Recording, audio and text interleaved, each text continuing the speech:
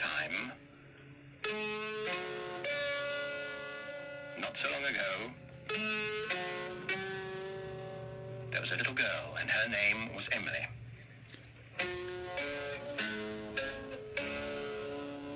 And she had a shop. There it is.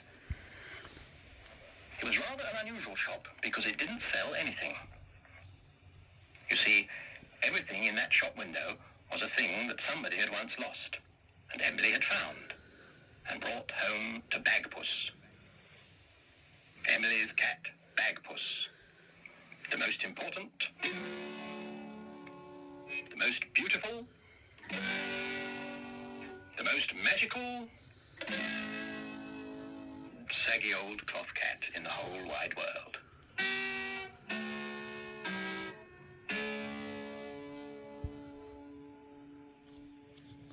Well now, one day Emily found a thing. And she brought it back to the shop and put it down in front of Bagpuss, who was in the shop window, fast asleep as usual.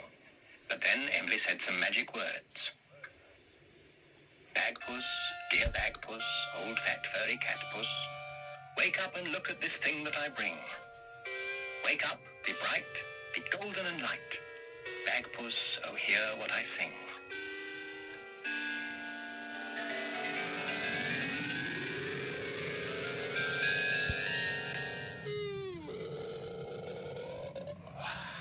And Bagpuss was wide awake. And when Bagpuss wakes up, all his friends wake up too. The mice on the mouse organ woke up and stretched.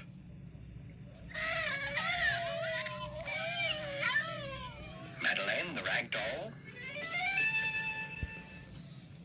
Gabriel, the toad. And last of all, Professor Yaffle, who was a very distinguished old woodpecker. He climbed down off his bookend and went to see what it was that Emily had brought.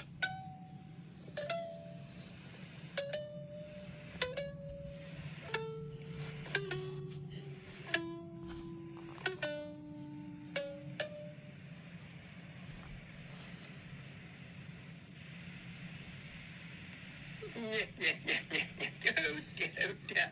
Another heap of things. Broken bits of things. Oh dear, I sometimes wish Miss Emily would bring things that aren't quite so broken. This is obviously some sort of statue, but what it is a statue of is another question, and not one that I can answer unless somebody can put it together again.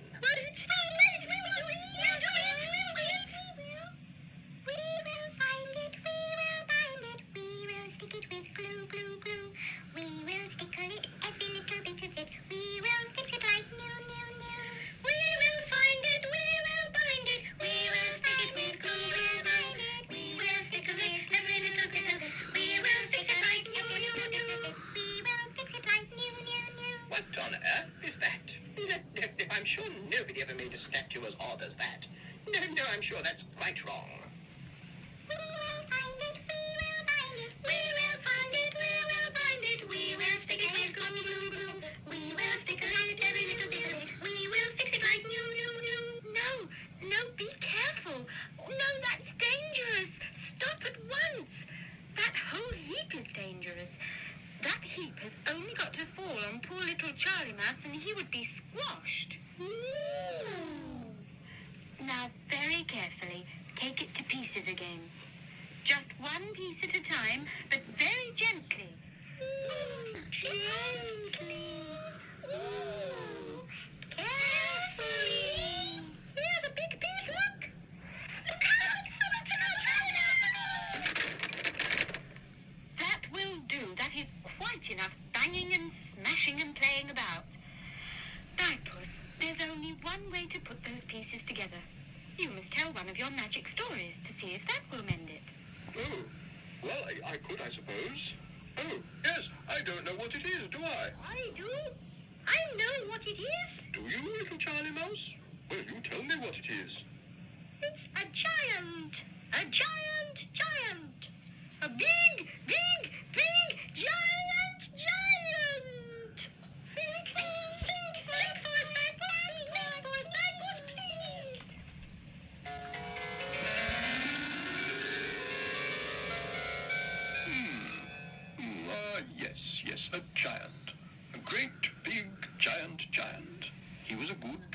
giant, but really rather large. He had a drum which went.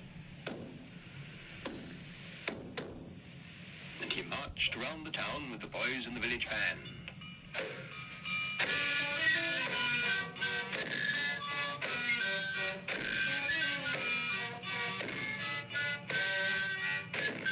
They made a marvelous loud noise. Loudest noise of all was the giant's drum. It drove the mayor and corporation out of the village hall. They hid their heads in a haystack. The only grown-up who liked the noise of the band was Mrs. Smithers Rowbottom. But then she was a magician in her spare time. All the other grown-ups hated the noise of the band, and the one who hated it most of all was the model maker. He had just made a large figure of a drummer. He set it on the shelf in front of his shop as the band came down the hill.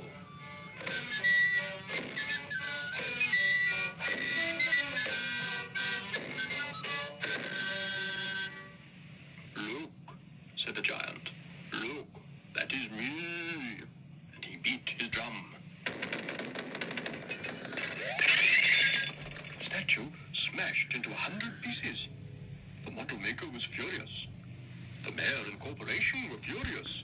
The mayor said, "Go home to your cave, giant. You are too noisy. You are too large and you break things." The giant walked sadly away. He didn't mean any harm. He just liked playing in the band. He sat on the wall of a garden and felt sad. It was the garden of Mrs. Smithers Rowbottom.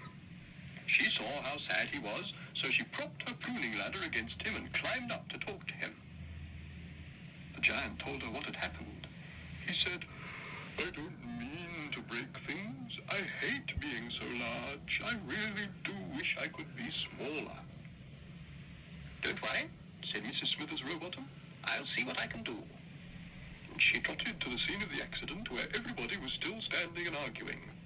She bought the pieces of broken statue from the model maker for a silver penny. "Right," she said. "Come on, children, we must fit the pieces together." And she sat down with the children, and using the magic glue at the end of her umbrella, they fitted the pieces of broken statue together so beautifully you would never have known it had ever been broken. In fact, it looked so perfect, you would have thought it was alive. Mrs. Smithers Rowbottom pointed her umbrella at it. "Giant," she said, "will that do?" The statue beat its drum. "Magic!" shouted the children. "Of course," said Mrs. Smithers Rowbottom. "I am a magician." "It's our giant," shouted the children. And then, the smallest giant in the world, they paraded round and round the town, making a terrible, triumphant, lovely noise.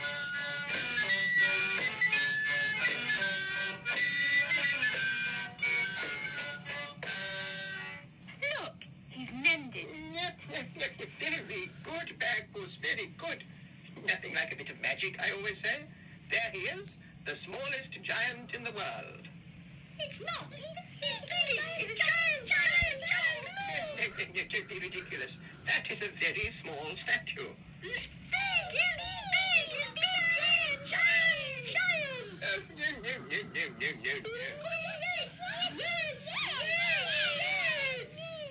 You are all perfectly right.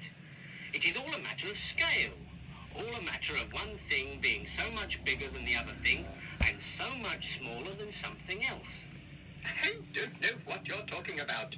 That is a small statue, whatever way you look at it. All right then. Mice, we'll have to explain it to Professor Yaffle. Have you got the roll for the Song of the Flea?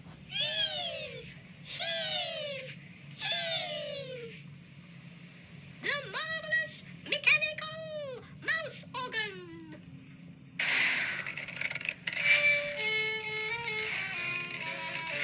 There once was a flea, and a very fine flea, and tall and strong and grand, said he.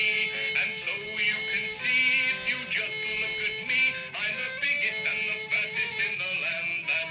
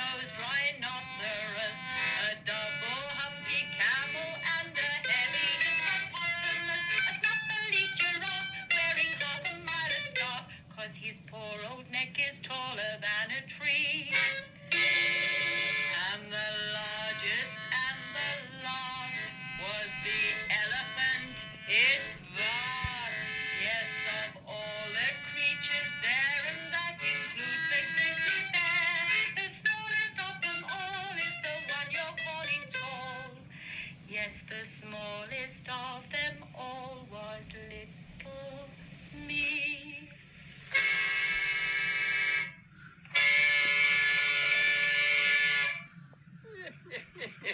Well, it's quite obvious what that is all about. The smaller you are, the larger the other things seem. You mice can think that is a giant if you like. But I still say, if that is a giant, it's the smallest giant in the world. Well, anyway, there it was in the shop window. So that if anybody who had lost a very small giant should happen to come past, they would see it there and come into the shop to collect it. And so their work was done.